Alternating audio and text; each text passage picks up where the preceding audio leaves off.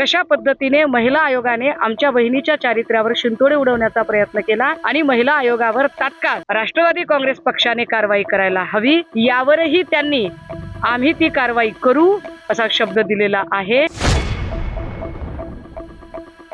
राज्याचे उपमुख्यमंत्री अजित पवार यांनी आता डॉक्टर प्रमोद मुंडे आणि त्यांचे संपदाचे आई वडील यांच्याशी दूरध्वनीवरून संवाद साधला आणि त्यांना आम्ही आमची मागणी सांगितली। आम्ही उपमुख्यमंत्र्यांना सांगितलेलं आहे की आम्हाला उच्च न्यायालयाची उच्चस्तरीय चौकशी समिती हवी आहे आणि त्यावर त्यांनी सहमती दर्शवत होय मी आपल्या मताशी सहमत आहे आणि त्यासाठी मी सुद्धा प्रयत्न करेन म्हटलं। ठीक आहे, आम्ही वाट बघू।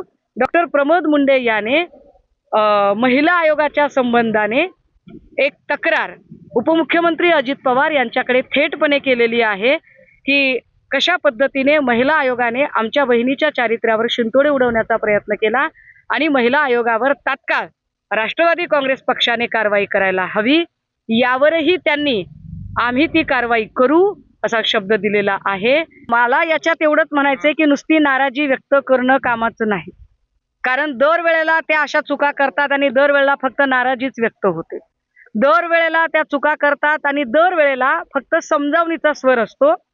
मागेही मला वाटते राष्ट्रवादी काँग्रेसचे सूरज चव्हाणांनी चूक केली, दादांनी कारवाई केली, पण तटकरेने पुन्हा त्याला सामावून घेतलं।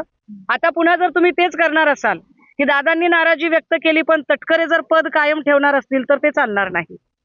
आयोगाची गरिमा धोक्यात आणणारी व्यक्ती आयोगावर नसावी, हीच भूमिका आता कुटुंबातल्या सगळ्या नातेवाईकांनी आई वडिलांनी ही राष्ट्रवादी काँग्रेसचे पक्षाचे अध्यक्ष म्हणून श्री अजित दादा यांच्याकडे मांडलेली आहे आणि ते पक्षाचे अध्यक्ष आहेत, बीडचे पालकमंत्री आहेत आणि फलटण ही घटना जिथं घडली तो फलटण बारामती लोकसभेमध्ये येतो आणि बारामती लोकसभेमध्ये सुनेत्राताई पवार यांनी निवडणूक लढवलेली आहे।